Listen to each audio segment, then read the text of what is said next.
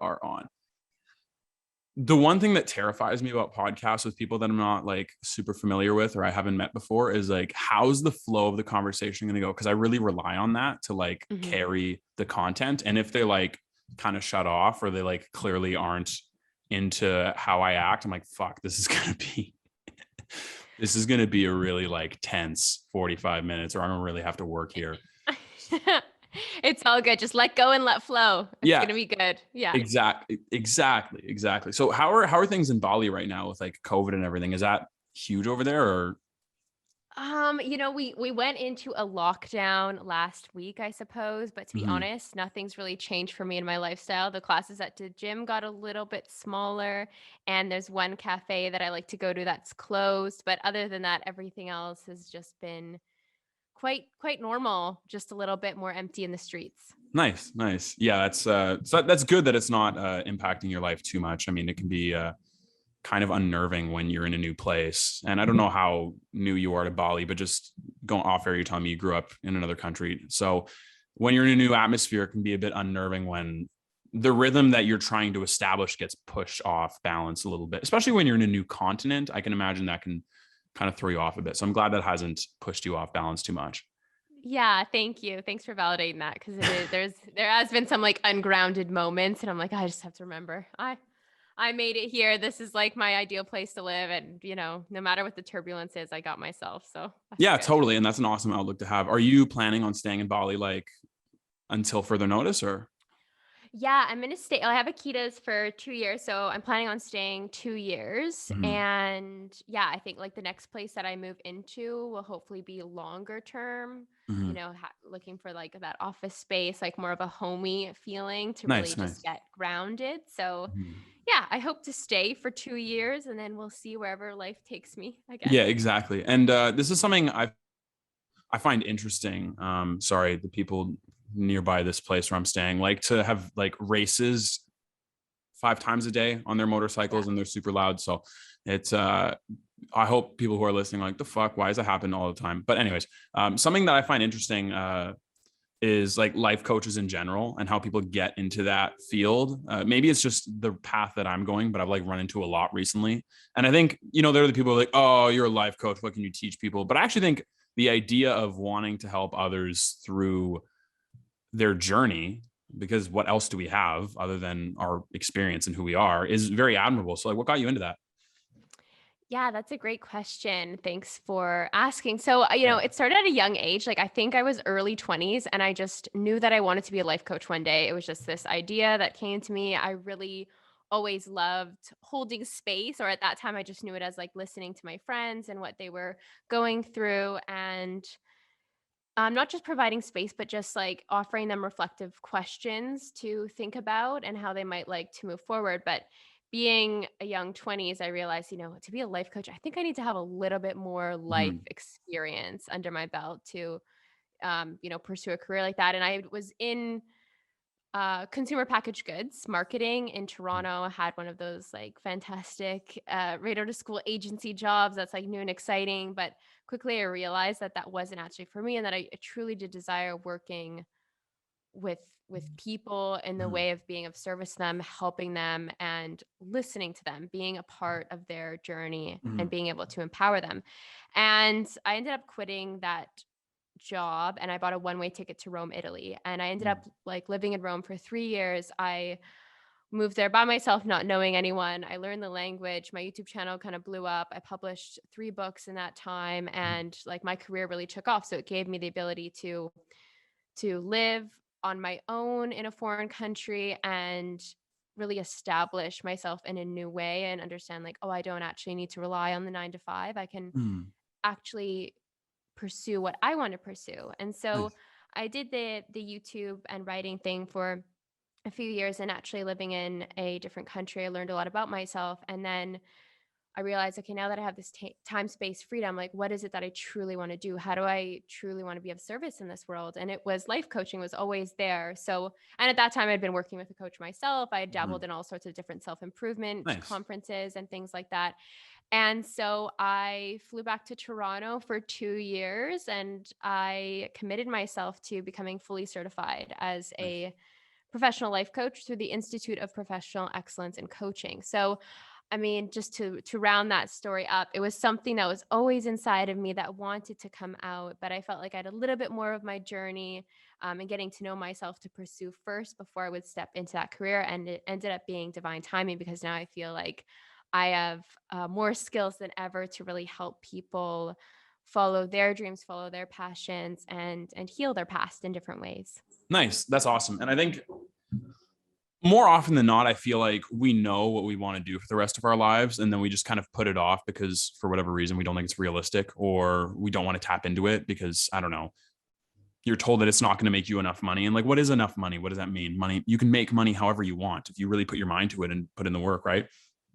So I will ask, when you said you didn't feel like you had enough life experience, I'll ask you this because I remember I was talking to a comedian and we were trying to like write jokes, and I kind of told him like, oh, well, I've never done these things because they don't interest me.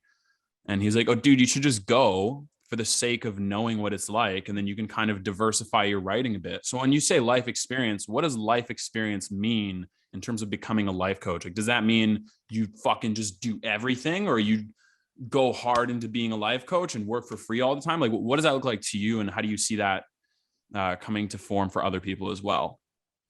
Yeah, another great question. I felt like it was more of an intuitive thing. I knew that Mm, there were, let's say, aspects of my past that I hadn't fully healed or actually even looked at yet, which I knew that in order to become a life coach or to be of service in this way, to be in that field of work, you actually have to gut yourself a little bit to hold space for other people, right? And by gutting yourself a little bit, I mean like there's actually years of work that goes into becoming professionally certified and being a coach that is fit for service in this way. So for me, I knew that, this big dream that I had that was always at the back burner of just moving to Italy and making it happen and living there for at least 1 year was something that I actually had to acknowledge first. So it was a little bit of the past that needed to be healed, and also this spark of the future of really going for it in some way. I really had to go for it in some way. And I see it now as being able to inspire people and empower people to do that for themselves in their own life, whatever that might look like, whether it is starting the business, whether it is going for the relationship or asking someone out. Like, it can be the smallest things, but you have to be that person with that go-getter energy. You have to prove to yourself that you can make it happen in order to hold space and empower people to do the same. yeah, and that makes a lot of sense. I mean, what were the kind of limiting beliefs that you had to get around in order to actually really go for that? I know so many people that like kind of the naysayers around life coaching is like, oh, well, how many life coaches do we really need? How many books are there that out there that say the same thing? Oh, well, who are you to be telling people how to live their life? Did any of those kind of come up more than once, or what were kind of the limiting beliefs that you had yourself that you had to really work on in order to say, yeah, I'm worthy and this is something that I need to be doing? Yeah. So what I just have to give a little shout out to the IPAC, the Institute of Professional Excellence in Coaching, that I was certified under, because they train you in your coaching confidence through the entire program. Like, they really drill in confidence. And I had taken other, let's say, sort of life coaching type courses like the Landmark Forum and things like that, where they showed you how it was done. They gave you powerful communication skills, but they didn't actually wire in that confidence and new belief systems that you may need as a new coach out there in Mm, the world, right? Putting yourself out there and looking to help people and take on clients. And I did face a bit of limiting beliefs, but to be honest, I also feel like the YouTube journey, being on YouTube for now mm. 6 years, but at that time, many years, I actually was able to see and hear feedback from people about how my self-improvement content was really changing and transforming their lives in different ways. So that in itself, having that throughout the years, actually helped me to believe in myself more. And I'm so grateful for my community. And I would say, when I first kind of launched my one-on-one coaching program, the limiting beliefs that were lingering around there was like, oh, well, why would someone want to hire me? Or, why am I special or unique? Or why would somebody want to work with me for an extended period of time, whether it be 3 or 6 months? And in getting those initial clients and just watching myself perform as a coach, hold space as a coach, I was able to hardwire even more so in that confidence that IPEC had taught me the entire time. And I was able to see it for what it was. So the limiting beliefs were naturally there, naturally always a little bit of resistance. But once I pushed through it and actually, like I said, started working one-on-one, it was like, it was over. I could see the transformation in clients. That was that aspect of my life and my business that I was desiring for so long, because like I said, the YouTube comments served a very special purpose in saying like, oh, Zoey, you've changed my life, or these most amazing emails that I would receive. But I wasn't able to visibly see the transformation in these people. I actually didn't know who they were. I didn't have a face to the names. I didn't have anything like that. So when I was finally able to work with people one-on-one, that's when the magic really started to happen. What if you had to boil down your philosophy or attitude as a life coach? I don't know, maybe there's like core values or kind of pillars that you look to in times of need. What would that philosophy have to be? So there are a few different parts to it. I would say, like, as a life coach, I mean, somebody said there's like so many people out there who are just claiming to be life coaches without having any type of professional certification. Mhm. And I would just say anyone listening, just like look out for that, because I could say I could definitely hold space prior to becoming a life coach, but I Mhm. actually didn't know how to communicate as a coach prior to becoming professionally certified. It takes a long time. It takes a long time to be able to work in that space and be able to truly help people, right? So I would just say like a little bit of discretion around that. And as a coach myself, I never, ever, ever give advice. That is something Mm. that we are trained not to do. You don't need to hire someone to tell you what to do. You can go read a book, like you said, with advice in Yeah. it. You can go watch some YouTube videos for Mhm. advice in it, or listening to other people's life experience. But my philosophy is that the coach is meant to hold space and to offer powerful, reflective questions in order for that client to get to their end Mhm. goal, their end result. So, like I said, I've been trained and trained with IPAC for a few years now, and I truly feel like I've got the skill set, the understanding of psychology and how the soul works in different ways, and I can harness and work with my intuition more powerfully than ever before, and that's what makes me a powerful coach. It is in no way telling my clients like, I did this and you should try that, or try this, or get up and do this routine. It's not about that. Each individual person on this planet is different. No cookie cutter will like cut us all, So Yeah. it's really about tuning into that client's energy, holding space for that client, and keeping their intentions at the forefront, but guiding them to that place, right? Probing at the insecurities, the limiting beliefs in a safe and grounded and loving space in order for them to acknowledge and transform that and move into their truest self-expression. That's beautiful. I like that. I like that. That's a really good kind of way of looking at it. Because, and you're right. One of the most annoying things I think that humans kind of experience are when people preach at them and they don't want it, or when people Yes. evangelize to them. And even like you're hiring a life coach, some would argue, well, of course you're looking for advice. Why the hell else would you get them? But there is a point where everybody has limiting beliefs, right? Everybody has sore spots. So if you accidentally poke at that because you're trying to tell them what to do, that could make things far worse, right? Exactly, which is why I highly recommend getting professionally certified, because you actually learn about how to read someone's energy and pick up on other people's limiting beliefs and insecurities that they might be facing, so that you don't have that happen in your coaching practice. That safe space that you intend to hold the entire time remains that safe space, because Mhm. if the client doesn't feel safe, the Mhm. client won't share, and if the Mhm. client doesn't share, they won't be able to access the place of inner transformation. Yeah, yeah, absolutely. Like you said, everybody kind of, you know, actually, I'll say this because I hate the notion that people are like, I'm self made. Like, no, you're not. You are not self made. Everything has been built around you and you're working through it, right? Obviously, you have to want Mhm. it. But the idea that we build ourselves up and nobody else helps is ridiculous. Um, Somebody once told me that people's advice is never about you or your situation, it's a reflection of them and how they see their situation. Completely agree with you there. Yeah, it's all based on their past Mhm. reflections, projections, everything they've been going through. And I think a perfect actually example, now that you mentioned that, if I may share, Yeah, of is course.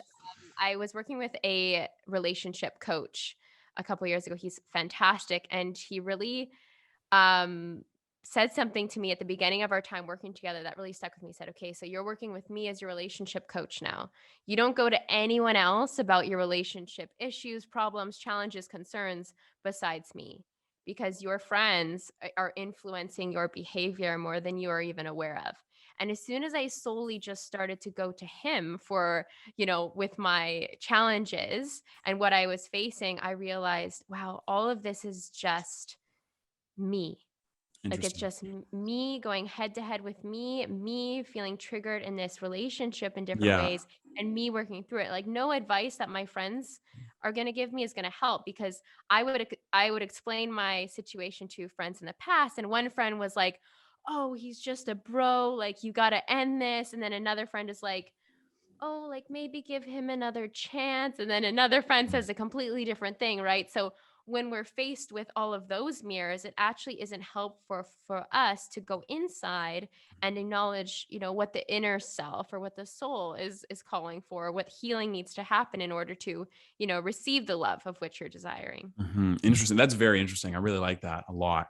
Because I remember, oh my God, this is almost a year and a half ago now. Jesus Christ, time moves quick. I was going through a breakup, and I remember talking to my friends, and this is actually like elite friendship when I think about it. But they were like, "Well, what do you think you should do?" I'm like, "I think I should end it." They're like, "Okay, why?" And they kept asking me questions like, "Fuck, just tell me what to do." And they were Yeah. like, "No, because it's your life, man." And I was like, "God, like fuck, you're a good friend, but I'm pissed because I want somebody to do it for me, so I have no responsibility. I can just wipe my hands clean and nobody can get mad at me because I pawned off responsibility, which obviously is a horrible idea. But uh, but I appreciated that about my friends after the fact when I calmed down from my emotional state. But it's funny that you should say that about people giving us advice always kind of influences what we do, whether and we don't realize how much that really affects us. Totally. Yeah, which is why, like a coach who is calling in clients from perhaps all different parts of the world with all different backgrounds, Mm-hmm. right? You actually don't know. You actually have Mm-hmm. no idea where they're coming from. So allow yourself to listen and hold space and Mm-hmm. just simply reflect, because as human beings, sometimes that's just all that we need, is just space being held and to feel seen and feel heard in order Mm-hmm. for a transformation to happen. Yeah, yeah, for sure. I like that. We just need to feel seen and feel heard. I almost said seen twice. Yeah, that's a really good point. I like that. I was thinking about it like this the other day. I'm not sure what you think of this, but 100% of our problems come down to us. And I mean, not necessarily that, like, if I don't know, you're dating somebody and they're beating you, like, it's obviously not your fault, clearly. But in terms of how we react and how we see things and the responses that we give, it comes down to our perceptions, our past, our preconceived beliefs, and how we allow ourselves to be treated. What do you think about that? Yeah, I truly believe that the subconscious mind dictates our lives Mm-hmm. in different way, in all ways, really. And until we make the subconscious conscious, this is Carl Jung, Mm-hmm. uh, it will continue to rule our lives. So when we begin sort of the self-improvement, spiritual, life transformational journey, whatever that might look like, all sorts of different modalities out there, especially now, to explore, we are inviting the subconscious to make itself known so that we can become aware of it. Because it's only when we become aware of, let's say, a limiting belief, that we actually have the power to change it.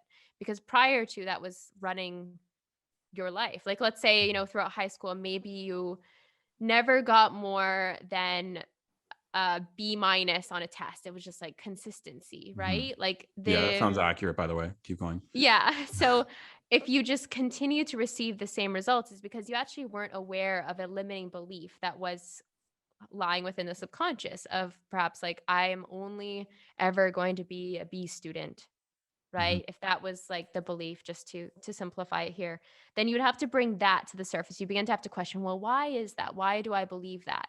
And when you get to more of the root of that, that's when you have the power to transform and say, oh, well, I do remember my sibling one day told me that they were always smarter than me, and Mm-hmm. I would only ever be able to achieve B's and I would never get A's like them. And I just sort Mm-hmm. of took that on as my own belief, even though that's not true.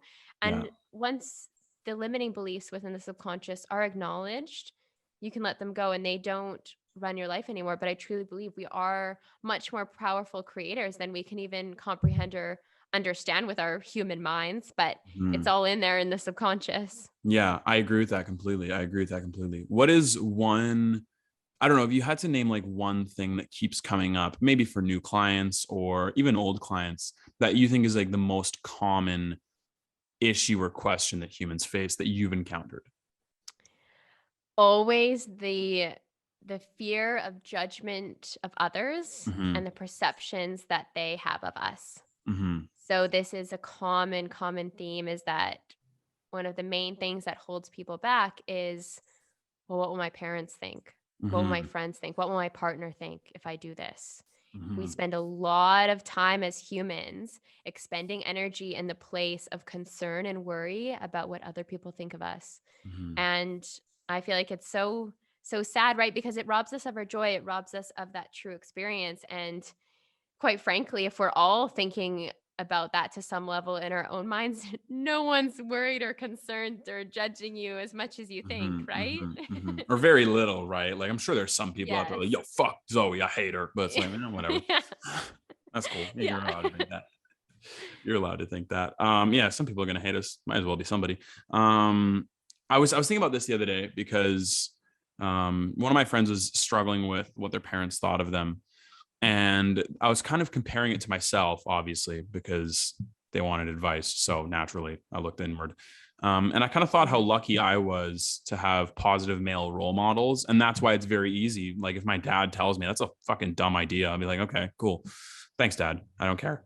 I kind of thought like, does that extrapolate to our whole lives? Like if we feel disappointment or if we feel like people are going to judge us, well, maybe we just need better role models in that aspect. Maybe we need a better friendship. Maybe we need a better, father figure in our lives, or a better mother figure, or a better partner. I don't know. What do you think about that idea that if we have solid connections with people, then that fear of judgment from family and close ones falls to the wayside?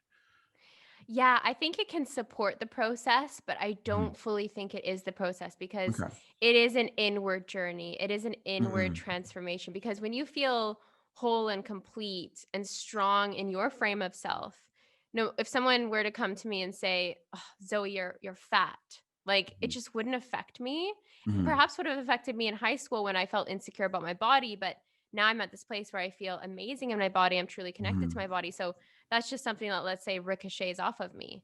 But Mhm. that's because I've gone to work on building and cultivating that relationship with the self. And yes, of course, it helps to be surrounded by people who support your inner growth and your journey, and who are your cheerleaders in different ways. And it's so powerful when you have those role models or have those friendships.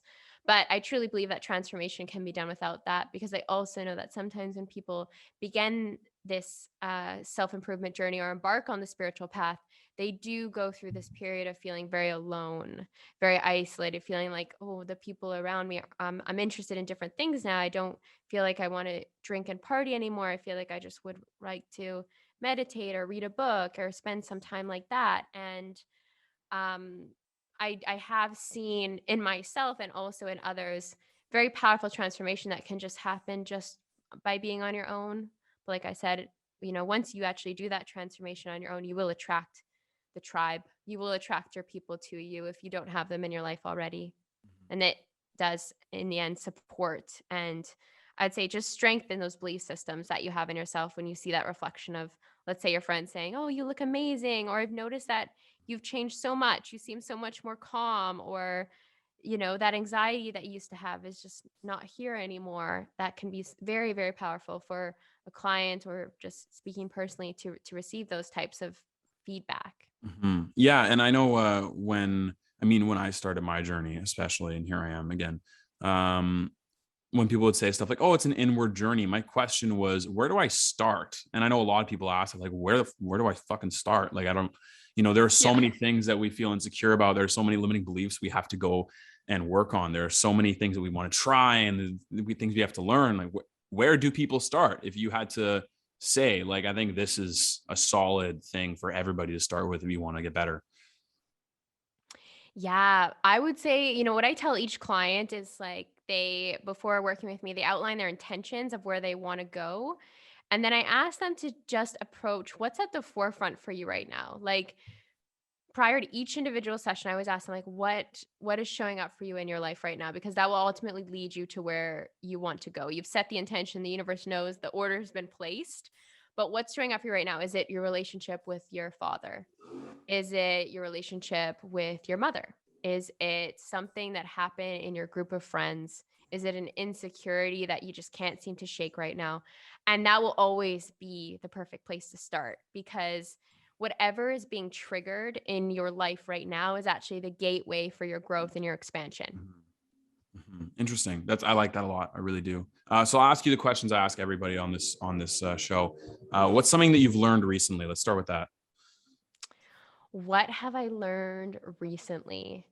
Oh, okay. Well, I'll share. This is like a little bit personal, but this is at the forefront for me. So I feel like someone's got to hear it. Sure. So, being kind of like embarking on this new journey, like I recently moved to Bali, Indonesia by myself, not knowing anyone, 29 years old. I recently just uncovered another layer of letting go of society's norms, like let's say being a woman and being single and, not yet having children and making a move like this across the world, not knowing anyone. Like I've always kind of, let's say, walked my own path and, if I may, been labeled the black sheep of the family in different ways. And I moved to Rome, Italy by myself and made that happen. But this felt a lot different. This felt like a little bit more risky in ways because of my age and where I'm at in life. And let's say, I sold all of my possessions. I got rid of my beautiful condo in Toronto to make this leap of faith. And if we're looking at the old paradigm or that cookie cutter way of living of like, grow up, get the job, get the family, buy the house, potentially buy the cottage, the boat, whatever. I just didn't resonate with that ever. And so I feel like this was just like another level of me shaking all of that, saying it's okay that I'm alone and I'm embarking on this journey. Age doesn't matter. Where I'm at in my life doesn't matter materialistically. It's like following the soul's journey. So yeah, that's what I've uncovered more, is like, as much as I felt like I was independent and always following my own path, I'm still always releasing layers of society's norms and my parents' expectations. Absolutely. And you're right. That is one of those things that, again, societal pressure is different for everybody, but especially as a woman that, a lot of people feel entitled to know for some reason when you approach a certain age. So that I'm proud of you for like firmly sticking to your values instead of, it's easy to bend and let the pressures get to you. And what are my friends going to think? What are my family going to think? And what are, if I want to date in the future, what are they going to think? That, oh, you're at a certain age and fuck that. That all really means nothing in the grand scheme of things, because that's everybody else judging you based on the paradigm that they've adopted. And it seems to be one that commonly is adopted. So that's awesome. That's a really good lesson. I like that a lot. Yeah. Thank you so much, Nicholas. I appreciate that reflection. No worries. No worries. Right. Because I know, like, if you're a guy and that's kind of like you're in, first off, those questions don't even happen until like you're 40. And even then it's like, well, he's on his grind, man. Like, let him work. Yes. Right. Yeah, exactly. And, everybody's got their crosses to bear, but it doesn't make it any easier when you get to them. Right. Yes, totally. Right. So I'll ask you this as well. What's something that you think is underrated that people should know? Ooh, I definitely have to go to the space of Amazonian medicines because they've really helped me in my journey. So nice. We'll just get into like a little long story short. I never, throughout high school, I barely drank. Throughout university as well, I maybe touched marijuana like 5 times in my life. And that was just because I went to Amsterdam and took a puff with my friends because that was the thing to do there. You have to. Yeah. Yeah. And so I actually just like totally resisted any type of altering substances Mhm. in my childhood, my teens, and my 20s.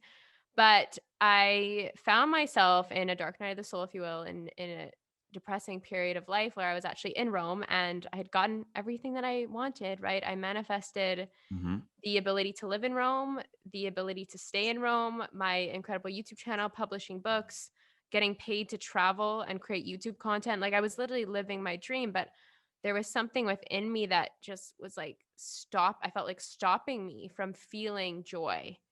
Like I had hit this glass ceiling and I knew there was more above it, but I couldn't do it. And this is where, I had worked with the life coaches. I had read all the books. I had just been such a sponge to all the self-improvement spirituality content, but there was something that I didn't understand. And a few of my friends passed away in a tragic accident, so it just felt like I don't really understand the universe and how it works. Like I'm really struggling right now.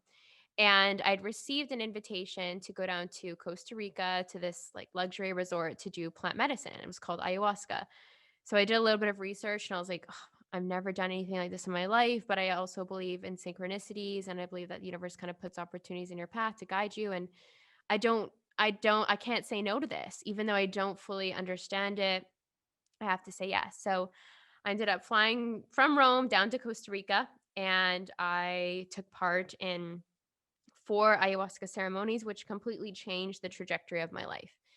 And what I saw and what I experienced in those ceremonies was completely life changing. I Mhm. healed so much of my mother wound, which wouldn't have been possible to that extent because, as much as we can do that inner transformation, like my mother rejected and abandoned me when I was young. So I actually I'm sorry was to hear I that. haven't, yeah, thank you. She's not in my life. So there's no way I could have had conversation with her or I could have resolved any of this. So Yeah, through plant exactly. medicine, yeah, I was able to see and I was able to process that in different ways. Um, and I realized that there's so much more to this universe, to this life than I can understand. And it's not just um, this life. It's like we are all immortal spiritual beings having a temporary human experience. And I felt that and I saw it and I experienced it. And that's why life has never been the same since then. So that's the one thing I feel like our world needs to open up a little more to. I know so much is shifting and changing every day. I co-host a podcast called Modern Psychedelics, and we recently had someone on there about legalizing psilocybin, which is magic mushrooms, in order to assist people who are ready, who are at the end of their lives, and make that transition more peacefully and more gracefully. And I see such a beautiful placement for Amazonian medicines, for different plant medicines in our world, especially as a life coach myself. I can see how different modalities from this space and from Mother Nature can truly help us facilitate great transformation within ourselves. So that's definitely one thing I feel like I had to mention there.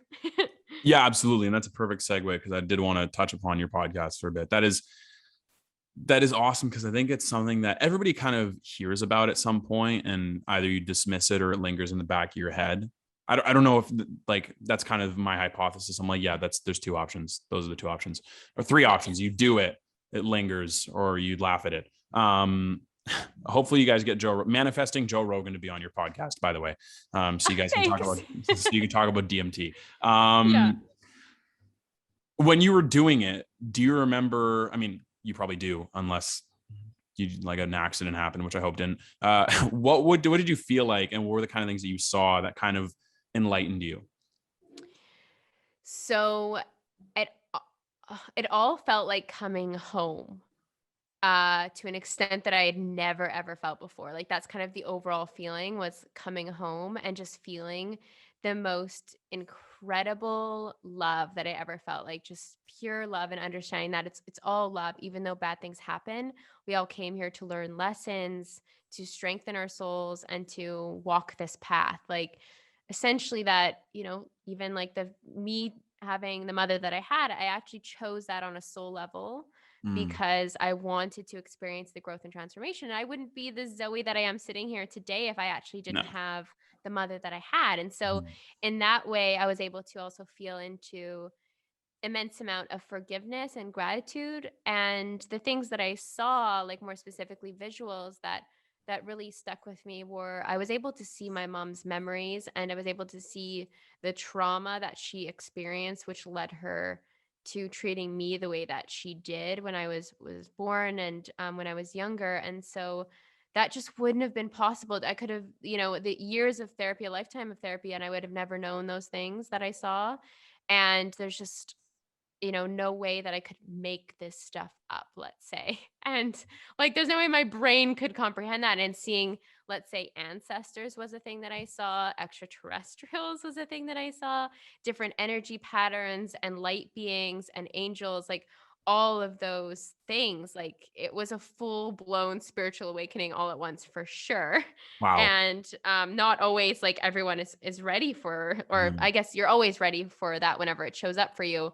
But it can be a very life shifting, paradigm shattering experience for people. So that's why I always say too, and we always reiterate this on the podcast, is only if you're called to go to the medicines, because it is a very big life shakeup, if you will.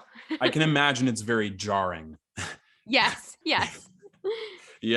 Have you, I mean, obviously that's a huge one for you, but were there other moments in your life? I don't know, like you said about the agency, when you got the job.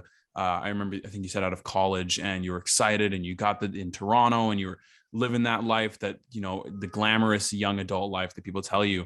And then you realized it wasn't for you. Was that also very jarring for you? And were there any other experiences in your life that kind of just hit you and you're like, oh shit, maybe I need to do something different? Yes, totally, the job thing. And I think it's like, it hit me quite fast. I would say, I got the job that everyone was hustling to get. And then I realized I was living at work. I wasn't actually living my life. And I would have some self-sabotaging behaviors that were quite jarring when I really confronted them myself, like such as going to the mall on the weekends and just spending a lot of money to make myself feel better. And there would be clothing that would hang in my closet with tags still on it for months, or that I never touched, because I was actually just trying to fill a void. And that was just the lack of fulfillment that I felt in my everyday life. And I felt like going to the mall and swiping my credit card or spending money would make me feel better, when really that was just like a self-sabotaging coping mechanism.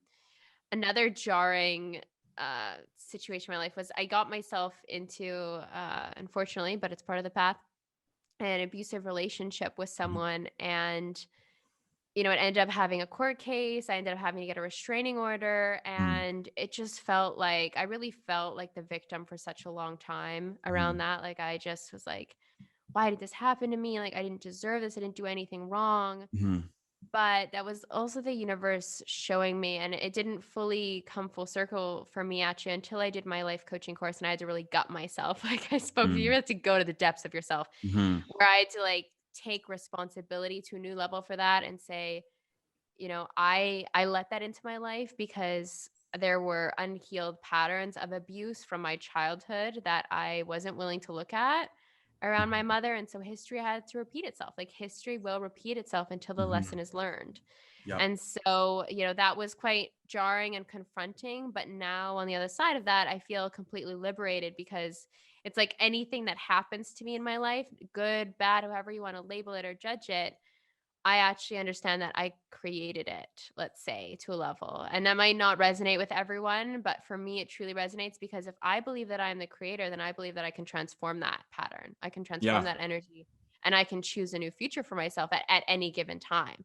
So in order to fully feel into being the creator and living life through that archetype, you have to take responsibility for everything that you may have already created that you weren't actually a fan of, or you felt resistant to.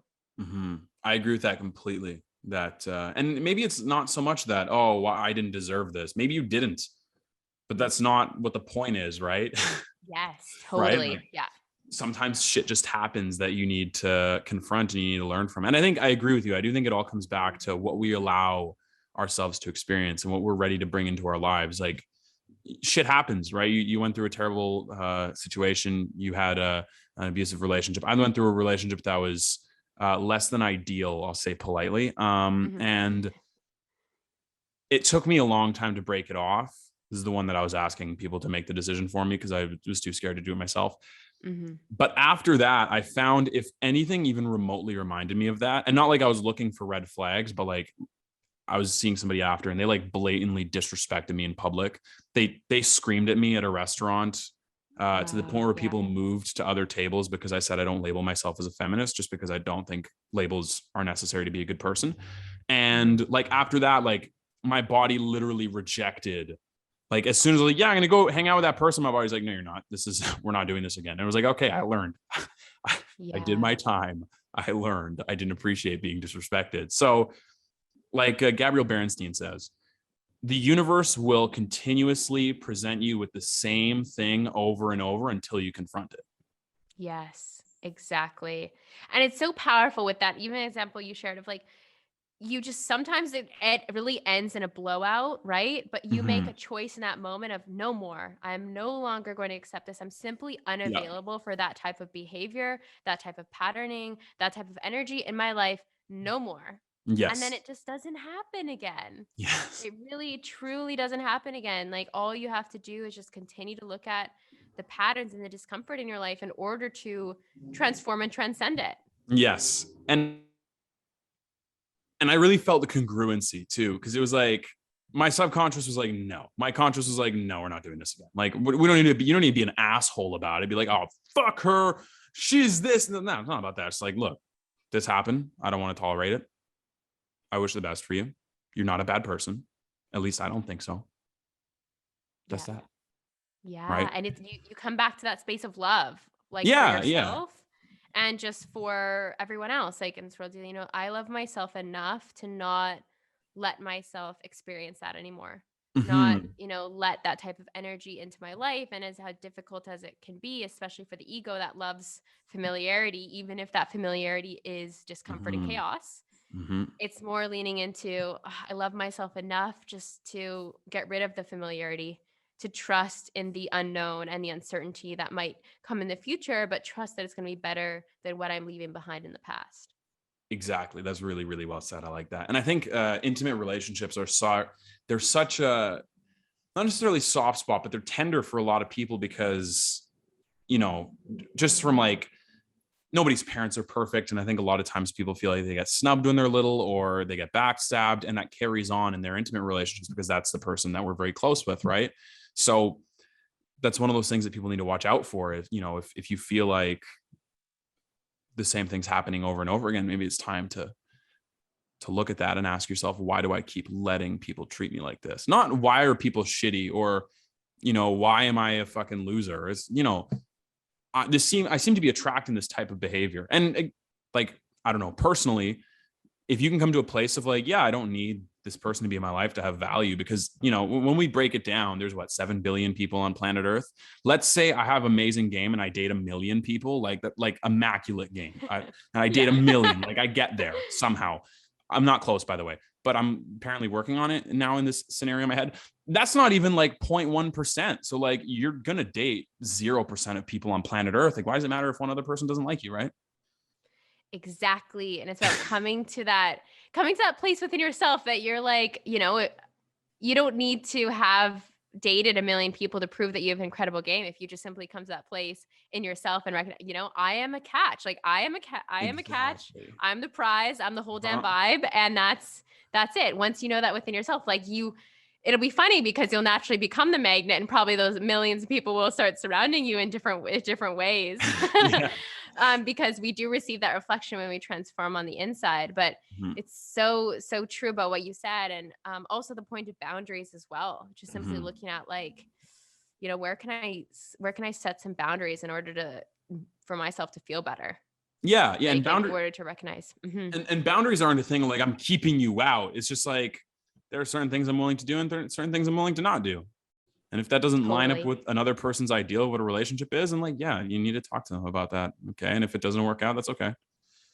Yes. Yes. Because there are billions of people in this world. Exactly. I Right. mean, when you start placing filters on it, like obviously the pool shrinks, but yeah, exactly. There's Yeah. Yeah. 7 billion people. Yes. Oh man, this seems like a pretty good place to kind of wind down here. Zoe, this is a fantastic time. We'll debrief once I hit stop, but this was a fantastic time. I really enjoyed you coming on. Is Yeah. there? Thank you so much. Yeah, no worries, no worries. Is there anything you'd like to leave the people with before you go?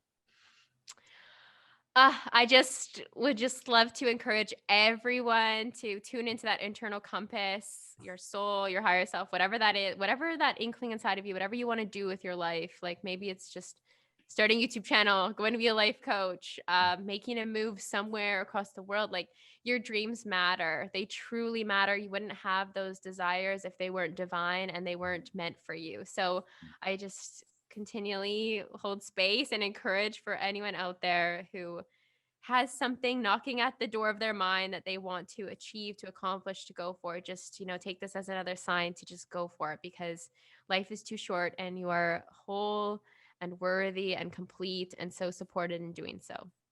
I love it. Thank Yeah. you, Zoe. This is us then signing off on Heck of Rhino. Everybody have a wonderful week. Peace out.